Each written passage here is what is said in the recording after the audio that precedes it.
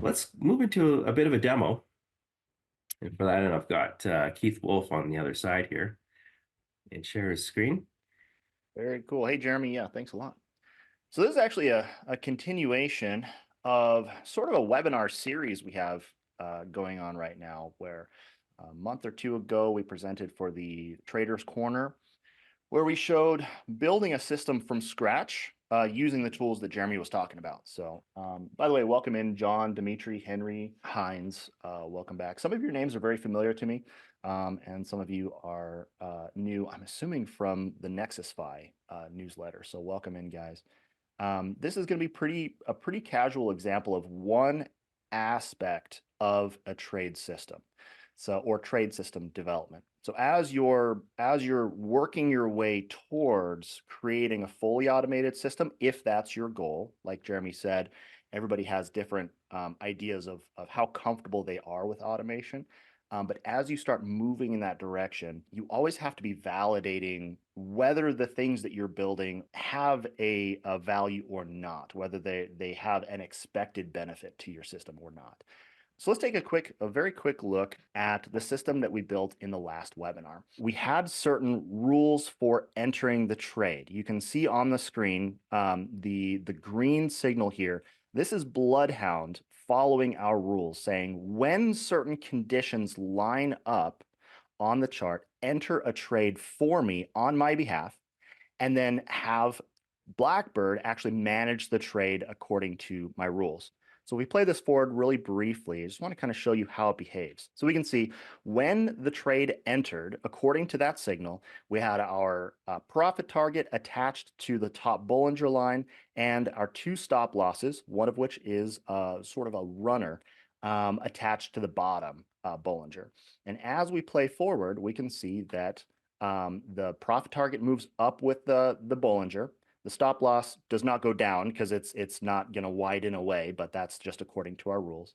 And as we play forward, we can see once certain conditions are met, our stop losses will change. So you can see in the video I was pointing out, like, hey, look over there, we're about to hit 50 ticks in profit, which was a trigger rule that we set up. When that action occurs, once we've reached 50 ticks in unrealized profit, we've told Blackbird to, hey, move our stop losses to different levels. We had one jump up to this super trend indicator, which is designed as a stop loss trailing level. And we had another one that was acting as more of a runner. It had no profit target with it. Instead, it was there to chase big price movements if we get lucky enough to find ourselves in one. And so as soon as we hit that 50, it automatically jumped those stop losses to where they belong. And our profit target continues up there. And if you were in the last webinar, you might recall this, but we'll just kind of quickly review. We can see we had our stop loss, and the other stop loss is now attached to the super trend as the fun part of the trade starts to or has ended and price starts to consolidate. The Bollinger Bands start to consolidate, and the stop and profit target start to tighten up. So that's just a quick overview of what we built last time and the sort of purpose of Bloodhound and Blackbird, which is allowing you to sort of take a step back and pre-plan all of these actions and say, okay, when this happens, get me in. When this happens, move my stop loss. When this happens, get me out, and so on. And you might notice at the end, I do point out, like, hey, there was a nice hefty profit on that one. It was 2,600 bucks. And I could totally understand if someone says, like, well, you did it for sort of a salesy webinar, are you just showing me a good number? And the answer is yes, actually. I mean, we only had so much time to demonstrate this on a playback. And so we figured, hey, let's just find one that's successful, while emphasizing that we are not trade coaches. We are not telling people that they should be trading this system. That is entirely up to you to build your own. But it is always kind of nice to see a juicy green number. But the question is, how would that actually perform in the past? If we actually ran a back test on this, how would it have performed? Now, unfortunately, I actually lost my file, but I've rebuilt it and I've re-enabled the short side. So let's go ahead and just dive in and see how this actually performs. Anyway, when we're talking about testing, when you're actually building your trade system from scratch, a big part of that process is quick iteration. Like Jeremy was saying, if you're a programmer, you can go in and program things, make changes, edit the code as you're coming up with new ideas. But that process, if you were to do it all in the playback engine, like that video showed, that's a very slow, tedious process to have to rerun a playback every time. And so what we're talking about here is just simply using NinjaTrader's backtest engine, the strategy performance engine. So I've got Blackbird running on this chart, and it looks like at least over 7 days, we're going to get into a longer period in a minute though, but we would have expected a loss of about 130 over the last 7 days, over 130 trades. That's a key number I like to look at. And then 36% of those trades ended up profitable. Now, everybody has a different methodology for what numbers are important to them, or even how valuable backtesting is to them because of the style of your trading. And so forgive me if I don't go the direction that you go exactly, but it is sort of a fun process to just quickly iterate. And that's what we call the backtest loop, where you have a system or you come up with an idea, test it like this. So I'm going to set this off to the side, and we're going to make a couple changes here and see if we can improve some of these numbers, not necessarily saying, hey, this is exactly what I would have made if I had traded this, but it's more of a benchmark to say, am I moving in the right direction with my quick changes? And then once I feel confident with my system, feeling like, okay, I've made really good progress, I feel really solid about this, then I can take it into the playback connection, the more slow but much more deeply detailed way of testing and seeing how your system behaves. Okay, so anyway, long story short, let's go ahead and take a look here. I did notice, and again, this is really just gonna show some thought process here. One of the things that you do when you're backtesting is the whole point of this is trying to get a good understanding of your own system, how it behaves on the chart. And I noticed as I was looking through here, a lot of the times when one of my trades, you can see these back tests that are shown on the chart. They're green for profit and red for loss. And I've noticed in a lot of these cases, the chart refreshed on me a minute ago, so I lost the one I was looking at, but a lot of them were the A order set. So we have, sorry, I'm jumping around. So the order set A and order set B. The A order set seemed to be the one that was more commonly a loss. When I look at these on the chart, that seemed to be the case. And as I was evaluating this, I noticed that the one we did in the webinar, we had a trailing action on our stop loss for order set A. And we had this rule in here that I thought actually was pretty interesting, and it worked really well in our demonstration in that one trade that we showed in the webinar, which was when we're in the trade, wait until we've reached at least 50 ticks in profit. You saw that jump live on the chart. When we reach 50 ticks in profit, move our stop loss to the super trend and then repeat that, meaning every bar just follow the super trend. That's what our trailing action rule for that stop loss was. But as I was evaluating this chart, I noticed that that almost never actually happens. I didn't know that. I didn't mean to mislead in that webinar. I simply saw an opportunity to make use of this trailing action rule, and it was awesome for that trade. But zooming out, we realized that we hardly ever see that. And so I had this idea, let's tighten this up. Let's add a rule that says instead of being 50, let's only do 25, meaning wait until we've reached 25 ticks in profit and then move this stop loss to follow the indicator in question.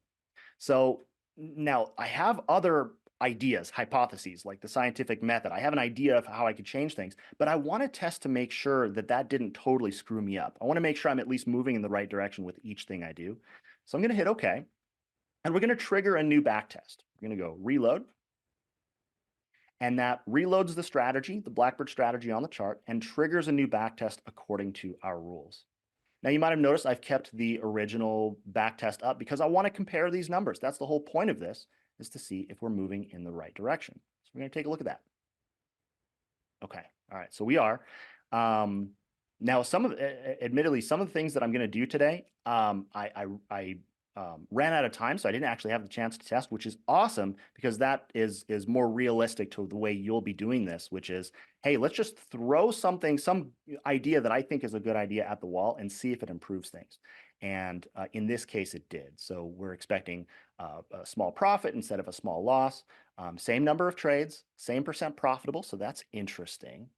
Wait, actually, let's pause there for a second. If we see 36% of our trades were profitable in both cases, but we've improved our profit, that's a number that we're not going to have time to go into deeply today. But as you're looking at these things, you say, well, so that means when I was profitable, it was a lot more profitable and outweighed my losses for any given trade. So that's interesting. Getting this number up could be an opportunity as you start to scope around and see, okay, why are most of my trades losses, but I'm still making a profit? That's a valuable thing to at least pay attention to. Now, one thing, let's go ahead and take a quick look at the analysis tab. Now, by the way, I should mention, this is a NinjaTrader feature. This is using sort of piggybacking off of NinjaTrader's backtest engine because they've already got a pretty good setup here. So we can see the analysis. We see, okay, our cumulative profit, we had a big loss at the very beginning of this time range, this date range, and then went up nice and hefty and stayed sort of above water. But I noticed the very first day we had a big net loss, 520 bucks just right out the gate. And so one thing that I like to play with when looking at this is, could I cap that loss?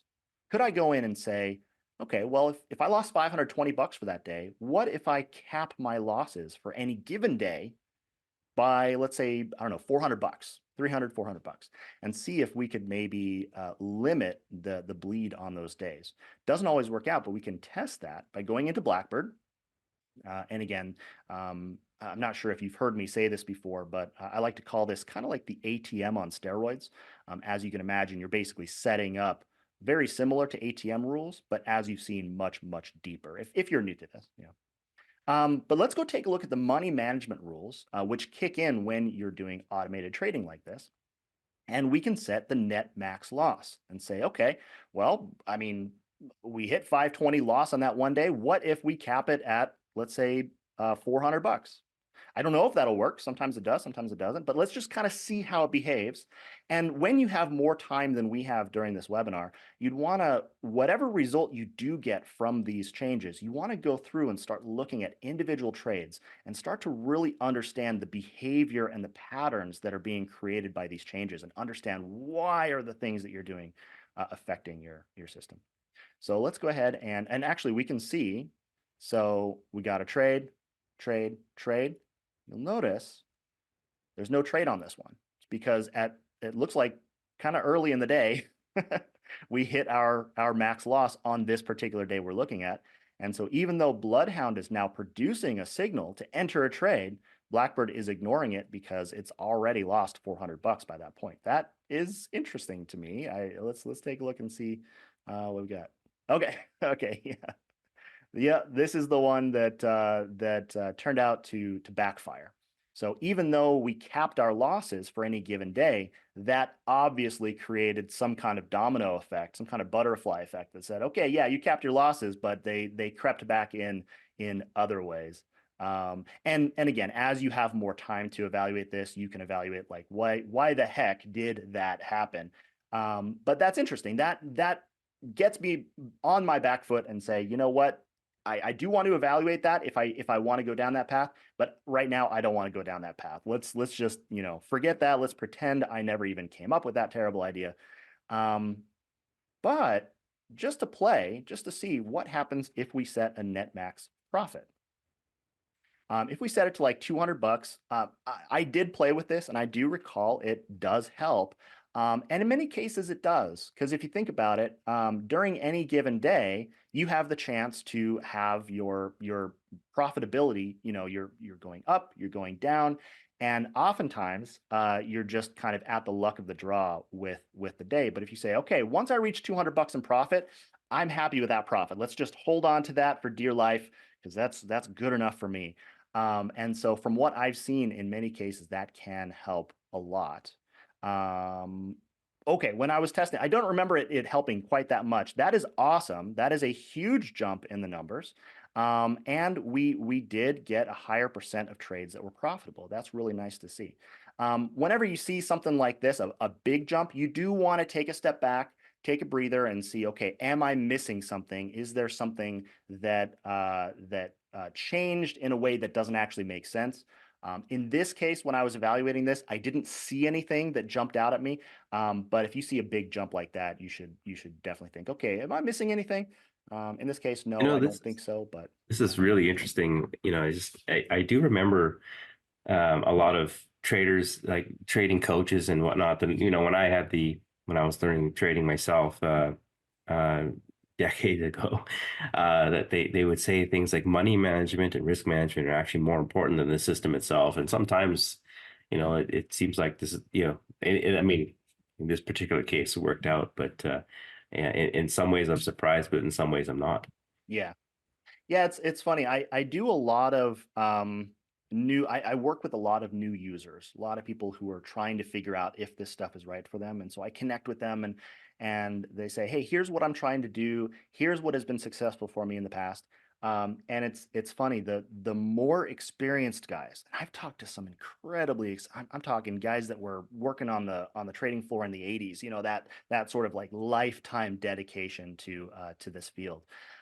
Oftentimes, the more experienced they are, the more likely they are to say exactly that. The trade management and your risk management is more important than your entry rules. But speaking of the entry rules, if we're going to dive into that, so if you're new to this stuff, and I kind of went into this assuming a lot of you know at least the basics of some of this stuff because you all said, hey, you've at least heard of us. But to give you an idea of what we're looking at here, these signals, these red and green entry signals, long and short signals, they came from Bloodhound. And what Bloodhound does, if you are new to this, it's all about saying, hey, give me a signal when my rules are met. So in the last webinar, we created various rules that look at the ADX indicator, comparing doing the super trend, making sure that that was in an uptrend for long and downtrend for short. And so these were our rules. One thing that I thought I'd throw in here, because I had a guy the other day that during one of our sessions that insisted in a really simple basic concept that seemed a little reverse to me, that from my instinct did not seem to make a lot of sense. But I wanted to throw this one basic idea in here just to see if it has any effect on our trade results according to the back test. So he was insisting that if you require your signal to match the opposite direction of the bar. That's the key. I haven't heard that very often. But he said, see if you look on this leftmost short signal, it's on an up bar, meaning the bar closed up and that triggered a short signal. In many cases, I often hear people say, hey, I want the bar direction to match the direction of the signal, which I guess if you're thinking in terms of continuing trend, that does kind of make sense. Like, hey, if it's going down, especially a couple bars in a row, we might expect it to maybe continue for a little bit. But he was saying, no, no, no, you want it to be reversed. So if I plug in the bar direction by itself, all by itself, we can see how it normally behaves. Up bars get green, down bars get red or short. But he was saying, hey, swap those. So it's the exact opposite and plug that into whatever system you have. Now, that seems excessive to me to say, hey, I can't imagine it would work every time, but I wanted to give it a try.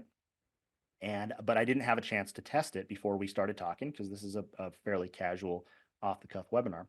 And so we can see, okay, we've got short on an up bar, and this signal actually got pushed to the next up bar because of our other rules we can't get into right now.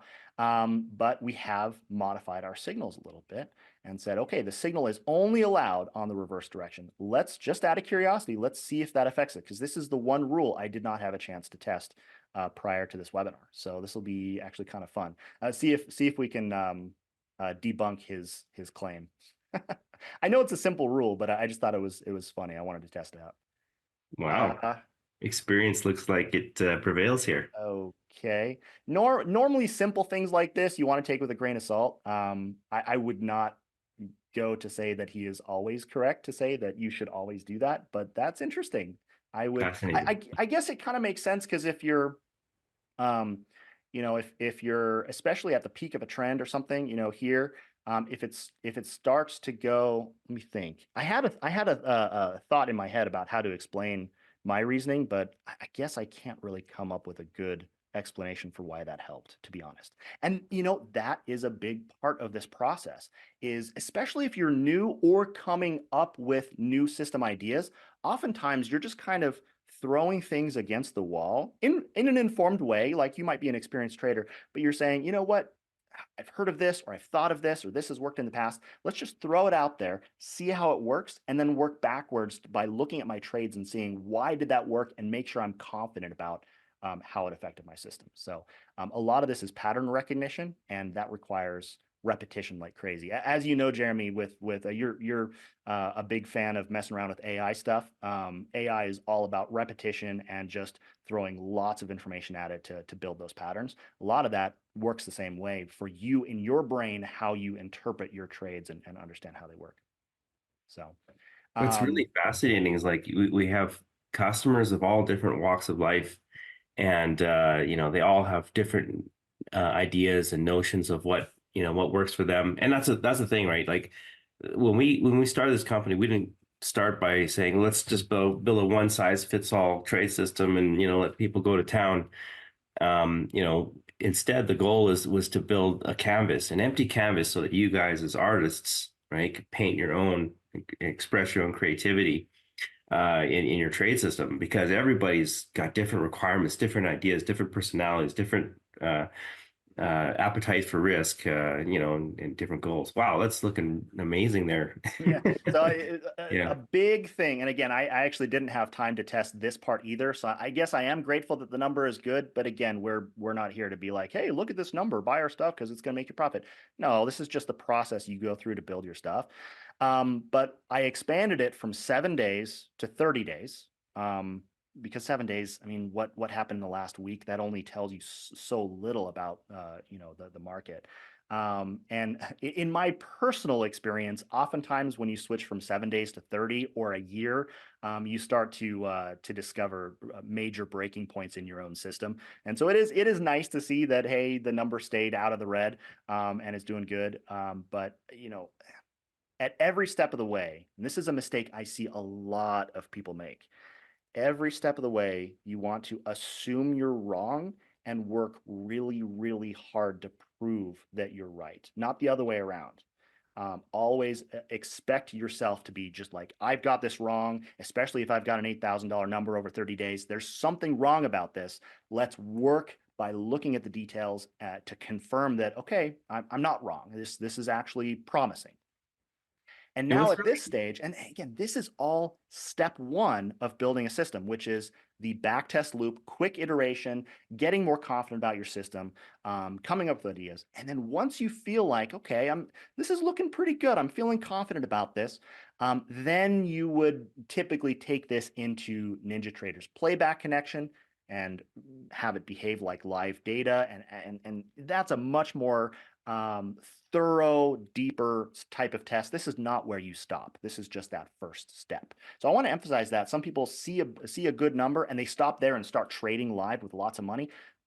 We tend to recommend against that because there are steps you're missing if you do that. But I just wanted to show you that backtest loop and kind of the thought process of taking a system that maybe kind of sucks now, and that's okay because you can iterate and improve it over time. Yeah, I would just point out like Keith has been trying out these little tweaks in here and there, and it takes him like 5 seconds to do it.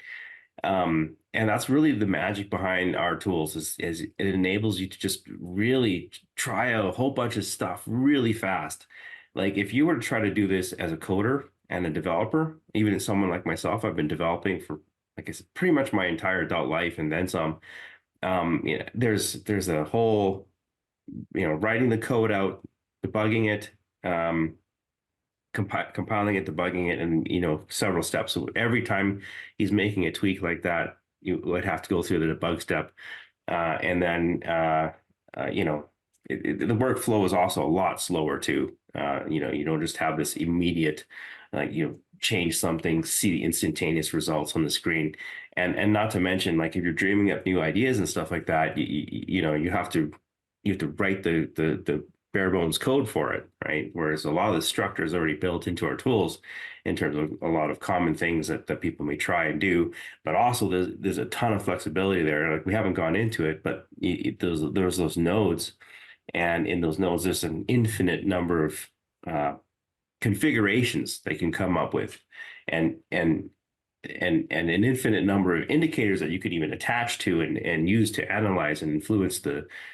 logic and all that stuff. So we really worked hard to bring all the power that you could potentially have as a coder, and but make it real time. So you can just come up with the idea, and just the distance between your thought and your idea to the actual implementation is as narrow and as tight as possible. And literally, as he's plugging in new ideas, plugging in new parameters, the chart is instantly updating. So that's something, again, that we worked really hard to accomplish as well with our tools. Yeah, speaking of quick iteration, while you were talking there, I thought of something I was going to leave out of the webinar just because we were going to run out of time, but figured, might as well throw it in. So I often hear people say, hey, I only want to trade regular trading hours or only specific times, which makes total sense for a bunch of reasons. And so I threw this in here with the equities RTH. So actually, I guess that's not technically the CL's regular trading hours, but it's a common time frame people trade. And time session solver, just plug that in. Basically, it just says, hey, during those times, allow signals, and everywhere else overnight, don't allow it. And I reran the back test, and it made it dramatically worse. So that's interesting. So maybe this and that could lead you down a rabbit hole. You say, hey, I like this system, but maybe I have to resign to realizing this is an overnight session type of trading system. I don't know. So you discover these things and work backwards from there and realize, oh, okay, maybe I didn't understand my system as well as I wished. Let me invert that. Let's take a look. Yeah, see if it's actually better overnight. I assume it is. I guess it would reason that it is. Yeah, the point is you can try all these things and very quickly see your results. Yeah. Interesting. Okay. So technically, we're better off if we leave that out. If we're okay with trading 24 hours, this particular system would have been better off if we had never added that rule in the first place. Yeah, and what's cool too is you could also just restrict it to a very tight time frame if you want as well, depending on maybe the hours or figure the trading hours that you want to work. So as you can see, keep this really quickly just dragging around and changing the time available time areas of where you can trade. Yeah. Not that you would trade this exact. But very cool. Well, Jeremy, do you feel like, and again, guys, we figured let's just do a casual Saturday webinar for those who are interested. If you have any questions, Jeremy's going to take it back over, but if you have any questions about what we've talked about or anything else, feel free to throw them into the Q&A. We'll stick around. Happy to. Yeah, sure. If you're new to our software, right? What you saw there, we didn't really go into kind of like how a lot of this systems were being built inside of Bloodhound. Just know that once you get to a certain level of proficiency, it's very, very quick. And some people pick it up very fast, and some people take a little longer, right? It really depends. But we do have a lot of support resources available for our customers and trial users alike. Tons of online documentation and videos. And in fact, and we were just sort of experimenting with using a little bit of AI to help people peruse the documentation. That's still kind of a little mini project in the background there. And we have unlimited email support. We have weekly live workshops. This is something that normally would happen if it weren't for the Memorial Day week. And I believe, we have a member or staff named Zach White who runs that. He's actually going on a little bit of vacation, but rest assured, those will be continuing every week. And we've been doing that for the last 12 years on a weekly basis, except for the occasional Holiday and whatnot. He is Uh, ridiculously consistent. yeah, and those are This is free. just back to a year ago, and we're not even. Yeah, So you're not expected to watch all of these. It's really just a great resource to see how do other people use these tools. Can I get ideas and inspiration, and maybe a laugh or two if you don't like something you see. We're not here to judge people's systems. We're here to help people learn to use our tools. Yeah. yeah. But most importantly, they're live workshops. So Yeah. you literally ask Zach a question, how do I do this with our software?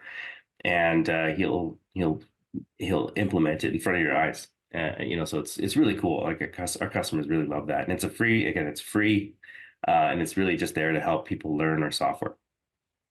We also have a Discord community that's pretty active, and finally some one-on-one training for those of you that kind of need the white glove approach. That is a paid resource as well, though. We do sell some other things on our store, not just the two main flagship products, but we also have some bar types that are specifically designed to be back testable versions of very popular bars like the Renko bars. Um, um, yeah, I'm drawing a bit of a blank here, but basically they are back testable because not all bar types, believe it or not, are back test safe, if you will. Because just the way the NinjaTrader engine works, it does take some shortcuts, and so the results that you're going to get may not reflect, maybe further from reality than you'd like to believe. We also have a heat map product and as well as template packs, and these template packs are great because they kind of help you get off to get off and running with some pre-built systems that you can draw upon and some ideas and some like a lot of the work goes into so the explanation and thinking behind these systems, and you get lots of variations between those two. So we're going to throw all that stuff in together. Okay, so those will be all available. I do also want to say, just to take, we've been running this guarantee since the inception of our company. We have a 30-day money back guarantee. If you're not 100% satisfied with it, just uh, ask for a refund, no problems. And we do that because we stand by our products. And this sort of will hopefully take the risk away from if you decide to pull the trigger and you're still sort of sitting on the fence. Why not? We hope that you'll be happy with the products. Cool J is asking, are future updates free? That is a really important question. So you get 1 year of updates with your Bloodhound and Blackbird. But unlike a lot of other tools like this, after that year ends, you are not buying a whole new copy, right? So some companies do that for some reason. Instead, you get to decide, hey, if these guys are releasing updates, I want to get the latest version, I want to support the project, all that. It'll be $295 if you own both products, and that covers another year of updates. It's totally optional if you want to keep using the same prior version, no problem at all. So I'm glad you asked. I don't want to have any surprises. Yeah. Yeah, and that's we do that because it's sort of the best of both worlds. We feel because you do get the software, you get to keep it the way it is, and on the other hand, we do need to have something to keep the engine running on our side, because we continue to pour more and more money into development. And we just, that's just basically, we see ourselves as more of a development shop, really. And that's what we do. So we're constantly improving the product. There's like hundreds of, new ideas. A lot of it comes from customers too, actually. So we do listen to those. So we've been working hard to evolve the project and evolve our products over time. And I don't foresee that ever stopping. We also hope that if you're a serious trader and you're experienced enough to kind of take this to the ends, we hope that the prices we offer are not necessarily a drop in the bucket. That might be a little too simplistic, but we hope that long term it'll make total sense. And we have a number of customers who bought in 2016 and are still re-upping on the updates every year because they get value out of it and they want to continue getting the latest and greatest. So I'm every time I see an updates purchase come in, it reminds me that we're on the right track. Yeah. Yeah, I want to speak to that a little bit in terms of the value. I mean, if you ever tried hiring a programmer, not only is it very costly, right? Like you're looking at if you just a simple project, a couple $1,000, $5,000 to $6,000, Perhaps your project takes 2 months to implement, back and forth meetings between you and your developer of what you want to do. And then of course you get to the stage where you're like, hey, I want to try something new, try this new tweak, and that sort of every tweak that you ask your programmer to change the code base for you or whatever, it's going to cost more and more dollars. It's not unheard of, and even with our partners, and even my past experiences with hiring developers that we needed for certain projects, that bill runs up pretty fast. Tens of thousands of dollars can be gone before you even know it, before you even have a viable product at the end of the day. So, um, you know, if you look at it from that perspective in terms of how much, imagine either learning the code yourself or hiring a developer. We hope that just simply buying our software is a tremendous value. Yeah. A minute ago, when you first brought up the backtest Ranko bars, I figured I'd run a backtest on those just to kind of compare. Because I will say every once in a while, when I connect with someone who's, like I said, I work with people who are considering this stuff. And so we talk about what our stuff does and we go through some details. Every once in a while, I'll get someone who says, Keith, I found this incredible system. I downloaded your trial, and in one day, I put it in, I back tested it, and can you believe I'm going to make $1 million a month? Can you believe it? My back test results are that good. I've got this secret system. I just need to learn how to incorporate it. And I hop on their computer and I see, oh, they're working with Rankos. And so as we get into it, I have to break it to them. Like Ranko bars, that's one of the rare circumstances in which backtesting on any platform, it's not just NinjaTrader, it's not just our stuff. Ranko bars are inherently broken in traditional historical backtests. And we can get into the details. We don't need to go super deep, but our website does have a video that talks about that on under products, bar types, backtest Ranko bars, which you'll get for free included in the everything bundle. But I figured I'd compare the two. So if we go in here, here is what, if I turn off backtest mode, here's what Ranko bars normally look like. A lot of people really like them because they give you this broad view of recent trends, and they basically hide the chop, right? Some people don't like that. They say, hey, give me all the information, let me filter it out in my head. And some people really like this because they say, hey, I just want broader trends. I just want to see things moving without the distraction of the chop. To each his own. But when you run a backtest on backtest Ranko bars, NinjaTrader's confused because there's no data coming in on the market. When you run a backtest, we can see that NinjaTrader treats it on bar close. So at the close of this bar, the signal came in and we decided to enter. But it sticks the entry price, the simulated entry price, at the open of the next bar. Now on minute bars, range bars, and most others, that's fine because unless there's crazy, undisplayed slippage or something like that, or a big gap or something, usually the open of the next bar is about where you would enter, if you were entering at the close. But on Ranko bars, because of their nature, they're faking their open price to give you that nice smooth look. You're getting a much better fill on this, or actually, let's see. On this long, for example, or actually that's a bad example, but on a short, let's go back. Yeah. So, well, actually my system is a little backwards because we've reversed the direction on everything, but you're basically getting a much worse fill on every typical trade than you would have in reality. And so you can fool yourself, especially if you have really big bars set up, you can fool yourself into thinking you have a much better system than you do. And so when I went in and did a test, and I've got those up on my screen in a second here, and then I did the same test with backtest mode enabled, which basically turns off that smoothing. You're getting the same bars, so it allows you to test on the bar type you'd be using if you're Ranko, but you're not getting those false open prices. Let me see if I can find, I guess they're not even displayed on this particular chart display, but so it continued and it continued. There's no range to this bar, even though regular Rankos would show you a range, but it's fake, right? And so comparing those two back tests, this was it's reversed because of that bar direction thing I added, but it was 2790 is the fake number in the reverse, and in reality it actually would have been 40.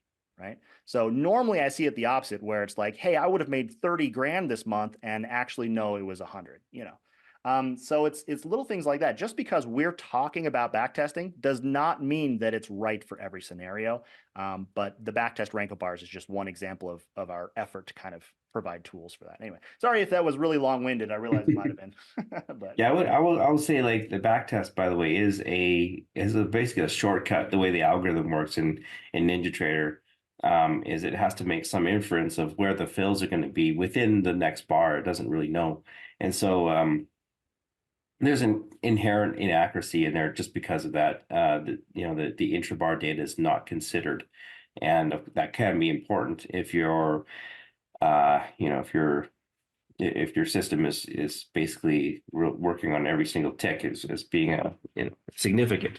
Um, yes. so some people have actually tried using tick replay, which is possible with our software as well and NinjaTrader. So there's many ways to kind of get around it, but just know kind of in advance there's some limitations to the way the backtest algorithm works. Yeah, and I That's guarantee at least one of you was like, this is very limited. It's like, yeah, backtesting is limited. It's meant to be a benchmark for certain types of trading. So if yeah. you're trading minute bars and you tend to trade on the close of the bar, backtesting can be a really nice, quick way to iterate.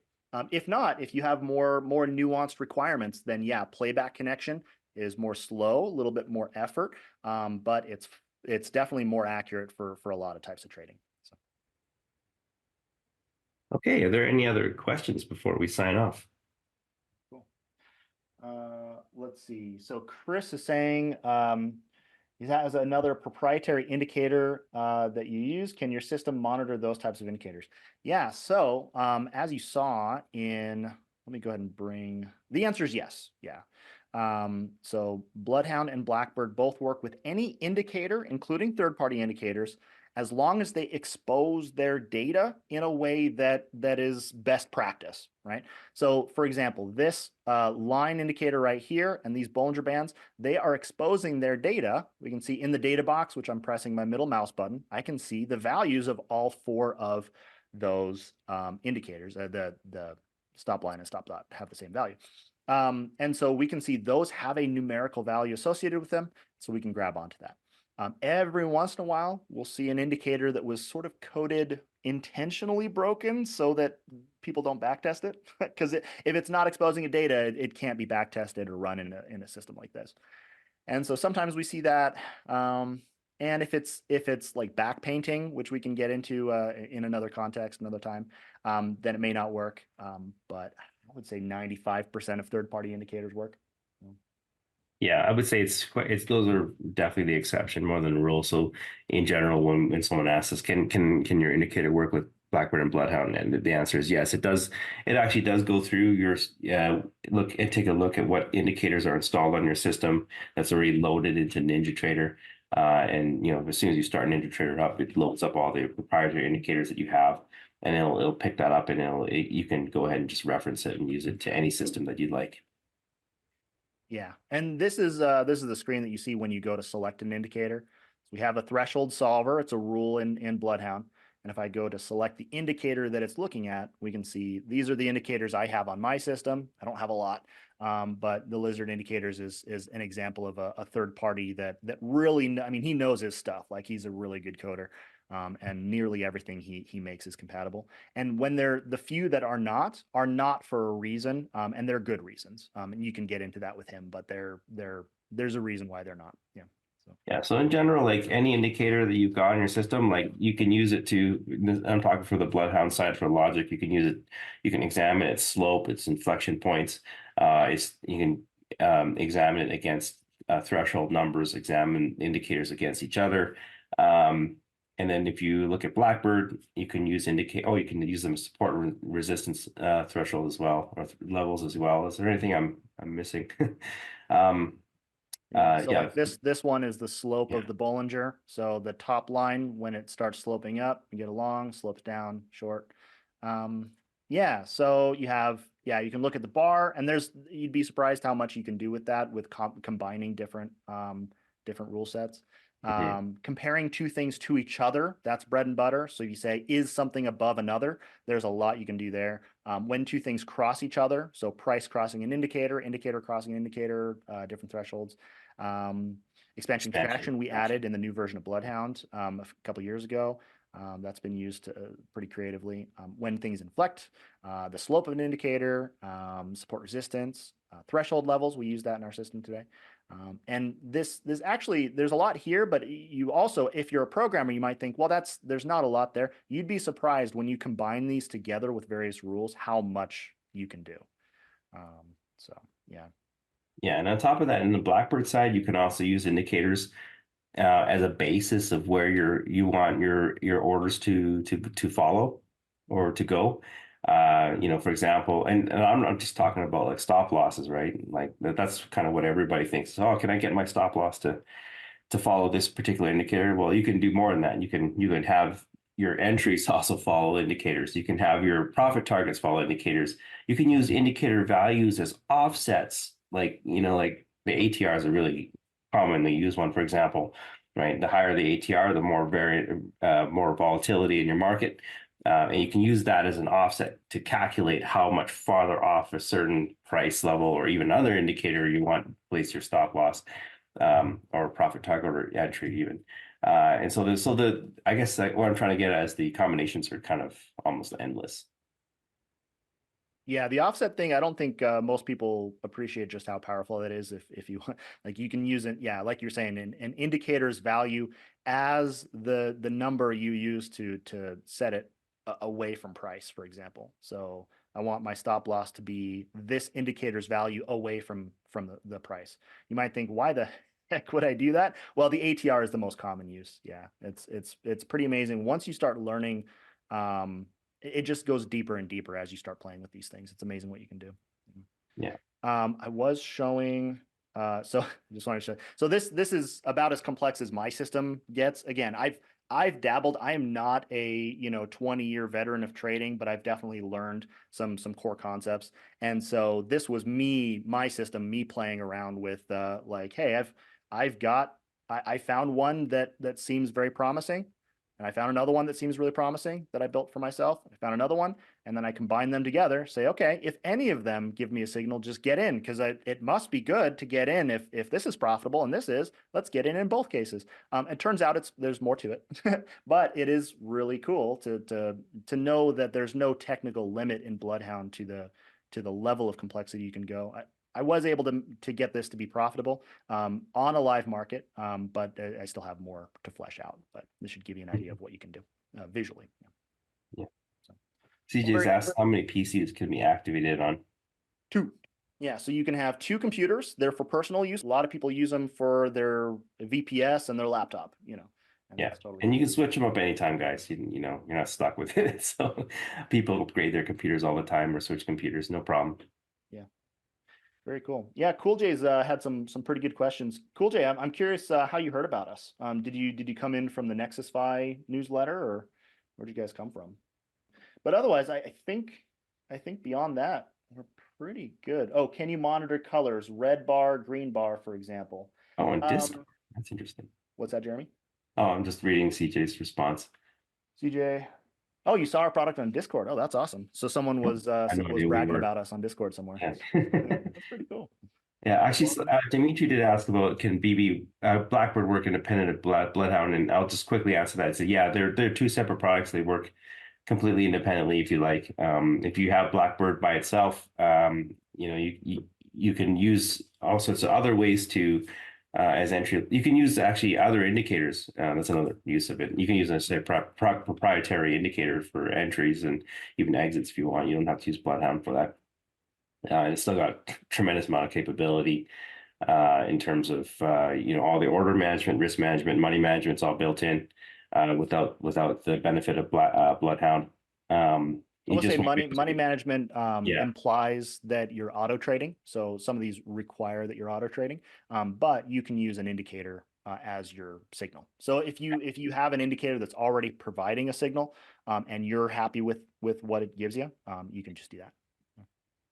Yeah. Although I would probably say these days something like what is it, like 85 to 95%, or not 85 to 90% of people end up getting both. Yeah, Partly and because we discount them so heavily when you buy both, because we yeah, really they want to encourage do people work to learn the very fastest closely stuff together. if they Yeah. can. You know? And similarly, Bloodhound can work on its own. It's great at just marking up your chart, especially if you like to have your own method of you got your own very simple trade management method. You don't need something as sophisticated as Blackbird. You can certainly just use Bloodhound to mark up your chart, just like any indicator, and you can use that to maybe mentally filter out times when you want to trade and get in, or perhaps just alert you as to when you want to manually take your trade. And then at that point, you may use a different tool, perhaps the ATM that's built into NinjaTrader to trade that. And we do have a very simple kind of trade manager built in to Bloodhound, or comes with Bloodhound, I say, for free, called Raven. It's very simplistic. It just lets you put on kind of one order set with a set number of positions, and can allows you a trailing stop. So that kind of rudimentary capability is kind of built for free, built in for free when you buy Bloodhound. Yeah. Yeah. Blackbird was pretty much the result of people using Raven and saying, man, I wish it did this. Man, I wish it did this. We had to sit down and realize there's no way we could incorporate all of the really awesome ideas into Raven, partly just because of the limitation of the way it's designed. So we had to come up with an independent product for Blackbird, and it's been very popular for a reason. Yeah, Crispy is asking if you can monitor the colors. Well, I'll just simply say, like, basically, I think you're wondering if the your indicator spits out those values. Generally speaking, if it's spitting out those bar colors, just like you see here, those are colors, or rather, those are values that are actually being spit out by that indicator. And those can be read into Bloodhound. Yeah, technically, colors themselves by themselves are usually not going to be accessible because there's no data to grab onto there. But most indicators also provide the fact that it's red or the fact that it's green. Says, hey, if it has a value of 1, then we know it's green. So most of the time it works. Cool J asking if it can be programmed to detect a 30 to 60% pullback. Um, I mean, there are various ways to skin the cat on that one for sure. Because you have to sort of define which point, if entry, where at what point are you considering the pullback from. So we do have swing trend analysis kind of built in to Bloodhound, but that's sort of a pretty, that's a little bit more of a complicated question to answer. And we have, as Keith is pointing out, there is a fair number of workshops in the past where Zach has demonstrated various ways to try to detect a pullback, and define what a pullback is and where it starts from, et cetera, et cetera. So percentage based can be tricky. We'd want to get into the more nuanced of exactly what you're talking about. Yeah, but in I would many say, cases, if it's tricky like that, oftentimes there's a workaround that's perfectly acceptable. yeah, and most often, like that kind of stuff, there's an indicator out there already that detects the kind of pullback that you desire. Yeah. And in those circumstances, you're better off just what we just simply do is just download that indicator or indicators, test out the ones that you like, and figure out what's your favorite one, and then you can plug that one into Bloodhound. Yeah, like Same thing for fib numbers. That if you're just talking about the drawing object, we can't read the drawing object because of a NinjaTrader limitation. Yeah. But there are a lot of indicators that do various things with fibs. Yeah. So I don't meet a lot of people who, if they really got to have fib stuff, I don't meet a lot of people who can't accomplish what they're trying to do. Yeah. Yeah. If you happen to know about Nexus.fi, that's actually a website that we sponsor, and they do have an elite section. You pay once.